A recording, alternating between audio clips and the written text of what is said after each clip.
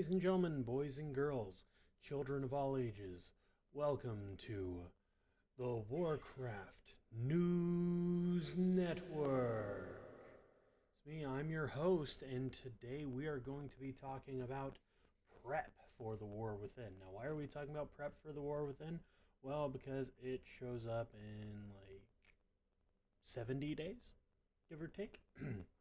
For those of you who, like myself, fell for the trap of early access and beta testing, we're essentially just going to be beta testing it for like 3 days before the actual launch, which I'm okay with. And I need people to understand that the entire point of that early access is so there's less stress on the servers and for Blizzard to make more money. Is that an amazing business practice? No, I don't think so. But at the same time, I can almost guarantee that the actual launch on August 26th is going to be much smoother than it would have been without the early access.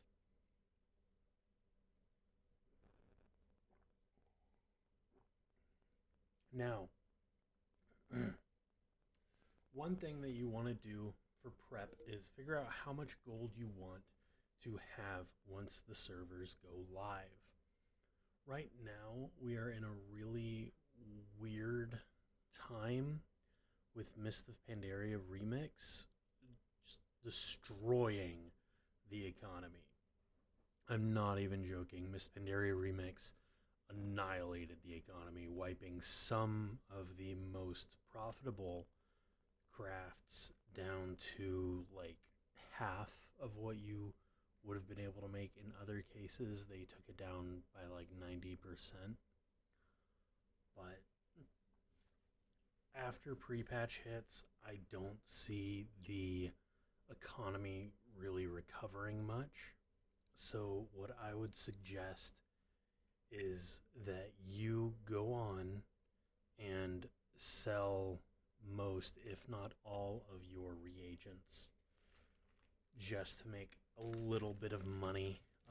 I myself have been using enchants and making enchants. My total gain is down to like maybe 30% of what it used to be, and I have to put a lot into making enchants.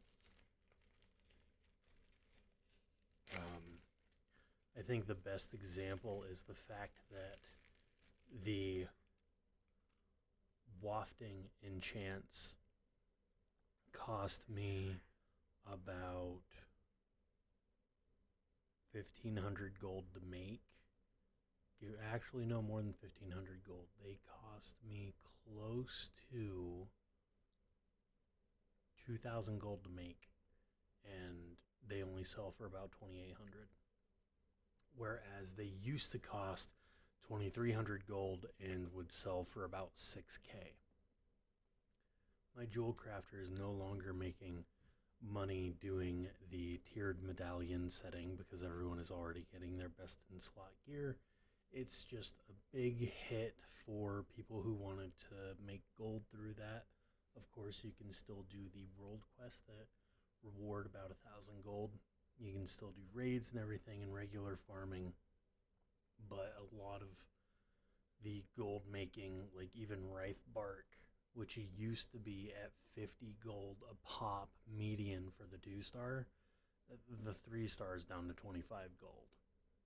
So that is bad, but there's also a silver lining there. If the economy does not recover, then gearing up in pre-patch isn't going to be too difficult. You're going to have a lot of currency that can be transferred. And right now you can still make a decent amount of gold, I guess, with barter boulders, because they're worth like 25 gold a pop. But, and I keep saying but, and I am sorry about that. It's been a fun day. You can build up a supply of food, vials, potions, and weapon runes to be prepared for launch day. Now you might be saying, why would I need all that? The answer is it makes everything faster. Yeah, the vials, they give me an extra 3% versatility. That's not all that amazing. It is when you look at the fact that once you hit 70, the scaling's going to go up a little bit when that's no longer the level cap. If you were to log on to beta right now, you will see a 2% jump in most stats. My Windwalker, however, saw a 20% jump in his mastery. It's also very important that you have things like enchants and maybe even backup pieces of gear for that pre-patch launch to be prepared for what your new best in slot stats would be. It was very jarring to see that not only did the Windwalker developer actually seem to show up to work, but he showed up to play and fixed so many problems that Windwalkers had. Like, even when the Shadow Pantry was, you need to deal a percentage of your health. And once you do that, the flurries will go off. And people were like, well, that's not cool. That'll trigger too often. Like, you're right. We'll change that. I think that's awesome. And I'm very happy for it. There has been something, though, in terms of like not related to prep that we will be getting into here in a bit, and it's going to be talking about add-on developers. I'm thinking that's probably going to be the next episode, but for now, let's get back into prep. So after you have your stockpile, you want to have that gold, like you have that goal for how much gold you want. And personally, I'm very close to my goal of 1 million. I'm at 913,000. I think I can make 100,000 gold in 2 months. When you first start, you want at least one gathering profession. You will be making insane amounts of gold immediately right off the bat. You don't even have to keep the gathering profession. For example, I am going to be dropping inscription from my main and picking up herbalism more than likely, simply because with my wonderful girlfriend being an alchemist, that's really helpful to her, and it's really helpful to me. So I will also be able to rock out some bonus points for being super ultra awesome. Then we talk about real life prep. Now, a lot of people are simply going to be, well, I just have to, call for a holiday. And that's true for a lot of people.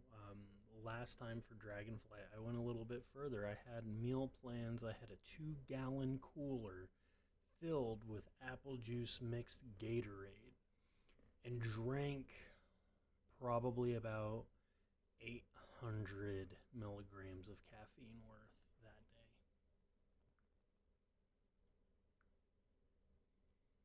So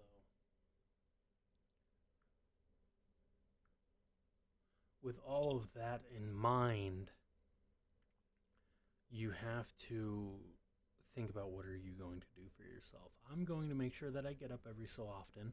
My girlfriend is not going to be off for the early launch, but she will have access to the early launch depending on when the mail gets here. So we will be leveling together. I'm very happy to do that because I haven't been able to play an expansion with her from the beginning. It's always been like the ass end patch. So we always like run out of stuff to do, and then she's like, you don't want to play with me. It's like, no, it's not that I don't want to play with you. It's that there's nothing left for us to do. We're probably also going to be looking for a higher level guild. She has a vision of going mythic, and I'm all for that. Whether or not I will be able to keep up with her, I don't know. If she wants to go and play with a different guild or whatever, cool. That's aces, man. Like I'm fine with it. But I will be making a meal plan. I'm probably gonna have myself a steak, just like I did for Dragonflight. Make some taters, maybe some green beans. Have that high protein, decent veggie diet, and then again a 2 gallon cooler of G Fuel is probably on the way. I still have some Wumpa Fruit remastered ready, so I'll probably be doing that. And as for prep, I would have to say that's about as close as you can go. Really, that's about all I can really say. You want to have your character, you want to have stuff to be ready for the new stat changes in pre-patch. Everything's going to be super easy. So getting mythic kills during that is going to be really fun, especially when you have people getting used to the new talent changes and dealing with that big boost in secondary stats. I'm super excited to see how that will go. And then when the launch happens, you're going to be seeing people do those delves. You're going to be seeing a lot of stuff just taking place like before the preseason. And if you get the early access, you're going to feel less pressure to rush to max level. But I'm still going to do it because why not? And it will give me more time to figure out what my first alt will be and get that going in terms of what their profession should be. I might just go mining on my monk and leave inscription for later, because being a miner could be extremely useful when I'm looking at my warrior alt, who has both jewel crafting and blacksmithing. Especially considering jewelry is very good in terms of stat budgeting. Now, that should be all we've got to cover for prep, and I think this was a very, very useful episode. I will see you next time on the Warcraft News Network.